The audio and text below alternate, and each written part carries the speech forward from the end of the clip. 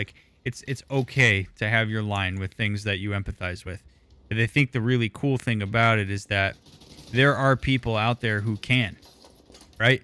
So you can let them take the lead on that. I think the idea that we have to be empathic with everyone is a bit unrealistic, though certainly an ideal.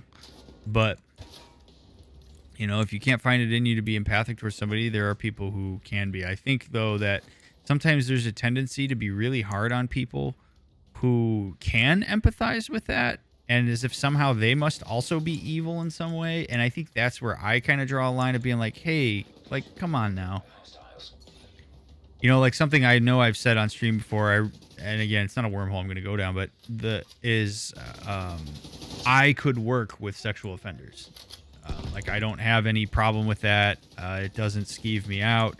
And I believe very much that there's empathy to be had there while also holding a person accountable to the behavioral decisions they've made. Right? Like, it doesn't mean that just because you're empathizing with somebody, you're excusing their behaviors.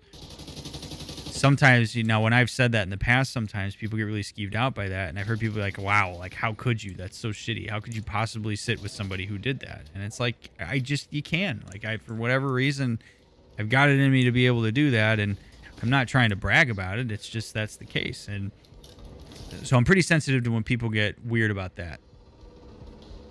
It's kind of like, hey, like, let me do the emotional heavy lifting here then. If that's not something you can get your head around, that's totally okay. I respect that immensely.